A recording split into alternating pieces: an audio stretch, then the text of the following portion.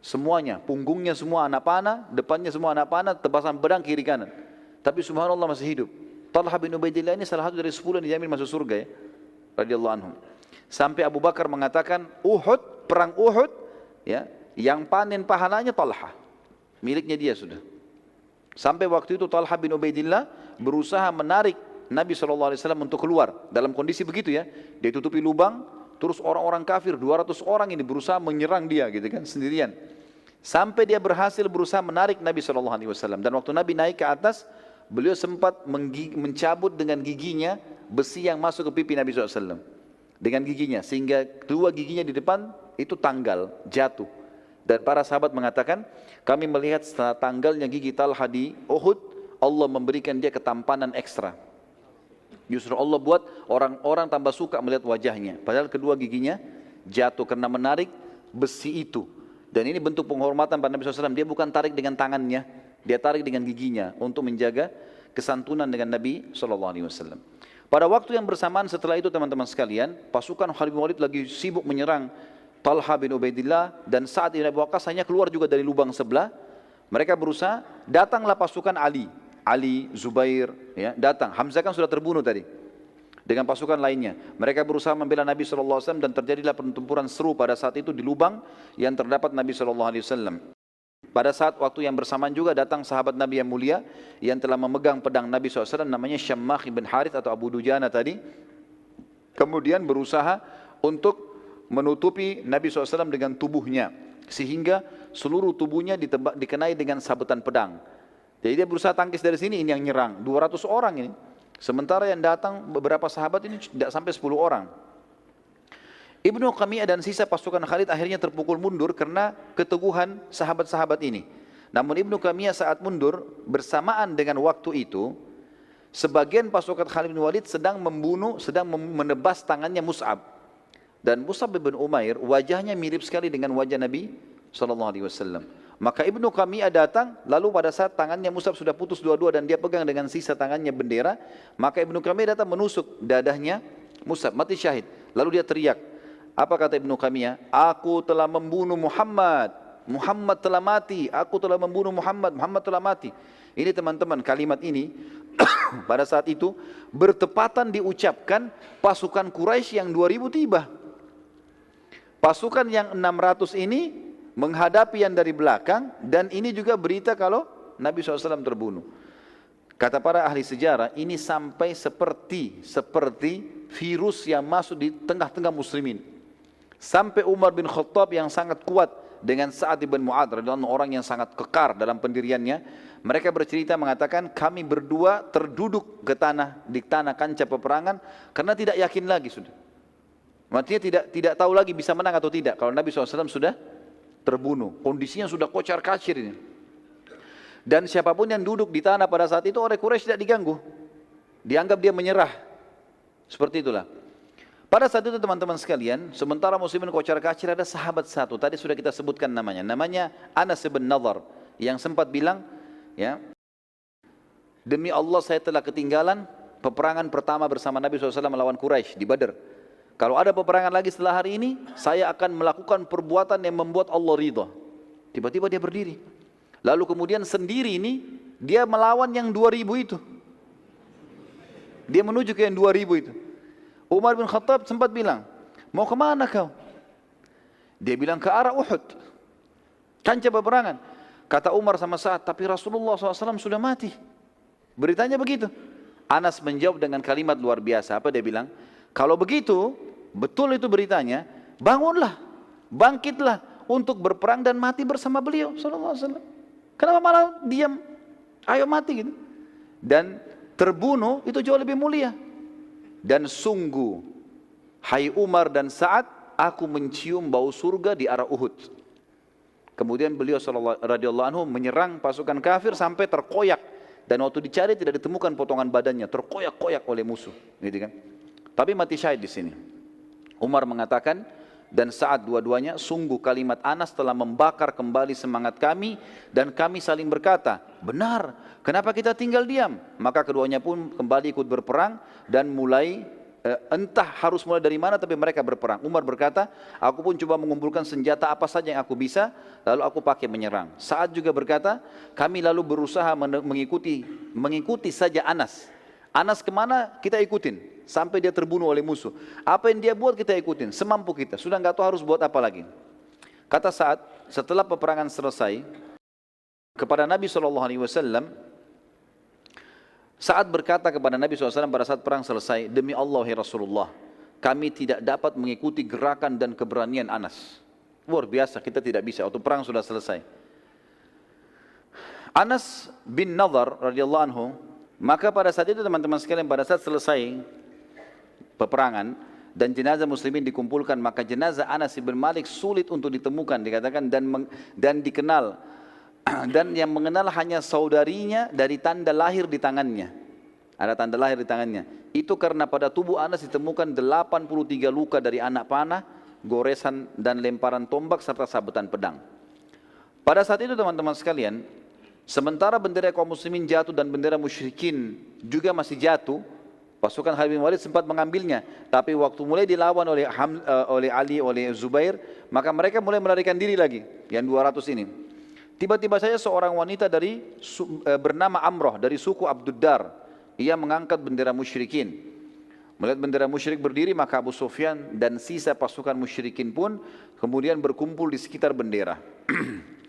Dari sisi muslimin, Ali bin Abi Thalib juga kembali mengangkat bendera muslimin, yang akhirnya membuat umumnya muslimin yang masih tersisa di kancah peperangan, mereka berkumpul pada bendera itu. Namun Nabi SAW memerintahkan agar pasukan muslimin mundur ke arah Uhud, menyandar sampai merapat di gunung. Maka melihat bendera muslimin menuju Uhud, sisa pasukan pun ikut akhirnya. Seluruh muslimin mulai berkumpul di situ. Sementara pasukan musyrikin mengikuti bendera mereka maju menuju kancah peperangan dan mereka menuju ke arah bendera muslimin untuk kembali menyerang. Nabi SAW saat melihat mereka menyerang, sementara kekuatan yang terkumpul saat itu bersama Nabi SAW, maksimal waktu itu yang di sekitar Nabi 50 orang. Masih berserakan ada ratusan orang. Gitu kan? Pasukan musyrikin sudah bersatu, ribuan orang datang sekarang. Maka Nabi SAW menyerahkan anak-anak panah kepada Sa'ad bin Abi Waqqas. Kata Nabi SAW, lempar hai Sa'ad, panah ke arah musuh, supaya muslimin bisa berkumpul. Kata Sa'ad, apa yang saya harus lempar ya Rasulullah? Rasulullah SAW mengatakan, lempar wahai Sa'ad dengan apa saja yang aku beri. Maka Sa'ad mengatakan, aku pun memanah dengan anak-anak panah yang diberi oleh Nabi SAW. Setiap dikasih diarahkan ke panah. Dan sampai aku melempar anak panah yang tidak bermata tajam, patah ke depannya. Pokoknya dikasih aku panahin. Tugas aku cuma melemparkan ke arah musuh. Kata Sa'ad, aku pun memanah dengan anak-anak panah yang diberi oleh Nabi SAW. Dan demi Allah, setiap anak panah yang dilempar mematikan musuh. Jadi satu anak panah dilempar mati, satu mati. Jadi mungkin lebih dari 20 anak panah dilempar oleh Sa'ad, semuanya membunuh. Mati, termasuk yang tidak ada runcingnya tadi itu. Subhanallah, kata ahli sejarah, gara-gara perilaku ini, kejadian ini, orang-orang Quraisy berhenti. Enggak jadi menyerang, yang 2000 itu enggak jadi menyerang. Ini setiap anak panah bunuh satu. Ini bermasalah, padahal cuma Nabi sama Sa'ad, mereka lihat dari jauh. Gitu kan? Pada saat itu muslimin mulai berkumpul dan terpojok, gitu kan? Pasukan Khalid bin Walid dan semua perangkat perang lengkap, mereka semuanya berkuda, kembali juga ingin menyerang. Atur strategi, karena saat sekarang cuma memanah, tapi kalau dari dua sisi yang sekian ratus pasukan dan sekian ribu pasukan ini menyerang semuanya, ini kesulitan akhirnya. Sa'ad pun berkata, lalu aku memanah ke arah pasukan Khalid bin Walid dan subhanallah, setiap anak panah yang aku panahkan lagi membunuh satu prajurit Khalid. Dari 200 itu terbunuh lagi 10 orang, terbunuh lagi 20 orang. Dengan 5-6 anak panah saja, pasukan Khalid bin Walid berjatuhan satu sama yang lain. Bahkan ada anak panah yang dilemparkan, kena satu dan tembus ke orang yang lain di belakangnya.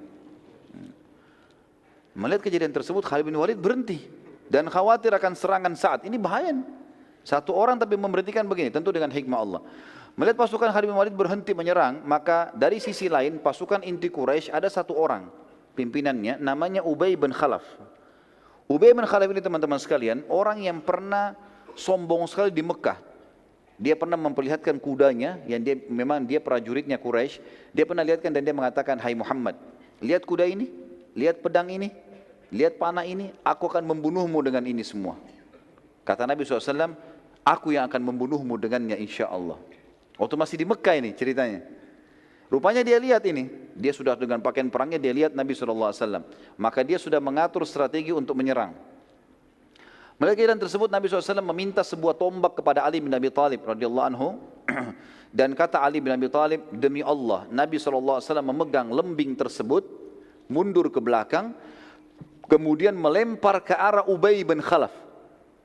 Pada saat dilempar lembing tersebut, kami semua terlempar. Saking kuatnya lemparan Nabi SAW. Di sekitarnya ada beberapa belas orang, itu terlempar semua. 50 orang tadi terlempar, karena kuatnya lemparan Nabi SAW, kata Ali bin Abi Thalib. Dan subhanallah, lembing itu tidak menancap di dadanya Ubay. Dia hanya kena di lehernya Ubay itu, antara topi besi dengan baju besinya ada celah. Kena di situ, nyobek itu saja. Garis sedikit, keluar darah sedikit. Begitu kena, lalu Ubay berkata dengan pasukan Quraisy, Muhammad telah membunuhku. Dia bilang gitu. Ketakutan dia. Dan dia jatuh, teriak-teriak, pegang sakit lehernya. Orang-orang Quraisy datang dekat, mereka mengatakan luka, coret sedikit. Dia bilang, demi Allah kalau Muhammad ludahi aku sekarang, aku mati.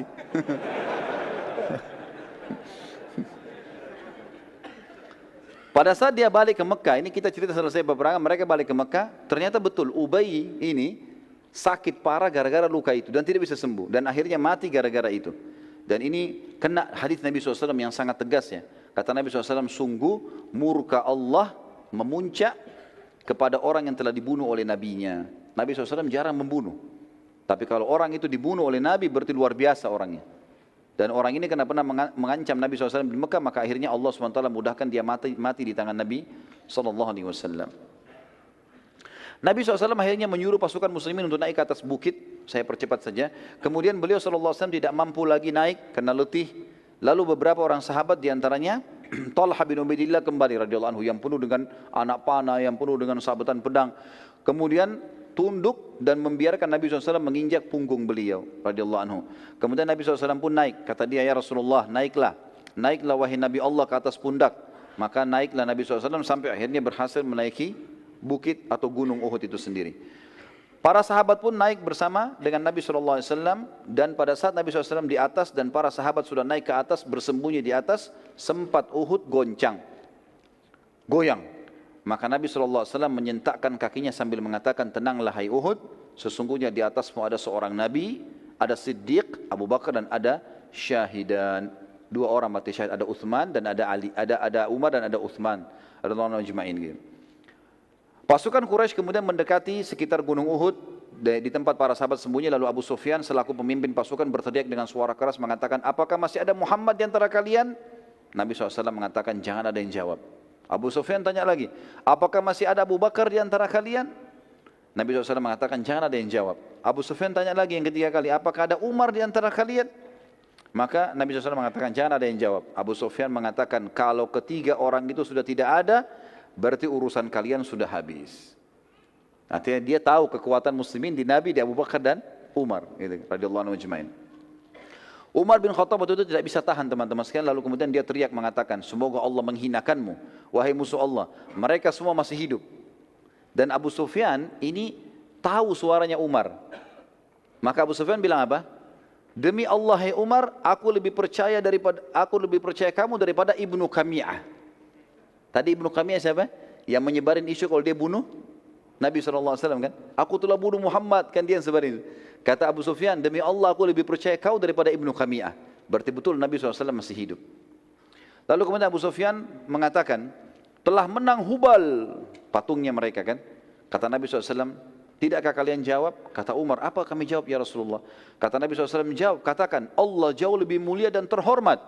Maka Umar berkata, Allahu a'az wa akram. Allah itu lebih mulia dan lebih terhormat. Abu Sufyan berkata lagi, kami memiliki Al-Lat dan tidak ada Lat untuk kalian. Lat ini nama patungnya mereka. Umar menjawab, Allah satu-satunya tempat bersandar kami. Abu Sufyan berkata lagi, sungguh inilah imbalan atas kekalahan kami di Badar. Perlu aku ingatkan bahwa pada jenazah-jenazah kalian terdapat mutilasi dan pengerusakan pada jasad mereka yang tidak aku perintahkan dan tidak aku larang. Pasukanku ini ada yang mutilasi loh, ada yang potong-potong tangan, ada yang potong kuping, ada yang potong hidung. Tapi ini tidak aku perintahkan dan aku juga tidak larang karena mereka dendam kejadian di Badar. Umar menjawab, sungguh korban kami pasti masuk surga dan korban kalian masuk neraka. Lalu pasukan Quraisy balik menuju ke arah Mekah teman-teman sekalian, sementara Nabi SAW dan para sahabat sibuk mengurus jenazah mujahidin. Nabi SAW sempat menanyakan beberapa orang sahabat, diantaranya Sa'ad ibn Rabi' radhiyallahu anhu yang ada ditemukan diantara korban muslimin. Dan Nabi SAW berkata kepada para sahabat, carikan untuk saya Sa'ad ibn Rabi'.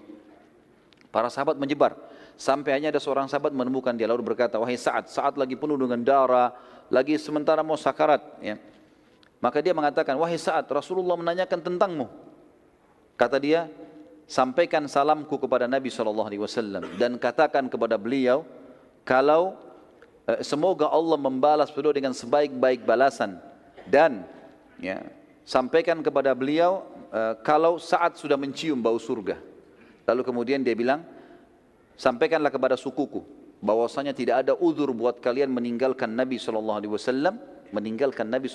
sementara kalian tahu kebenaran di bawahnya, maka matilah di bawah agamanya.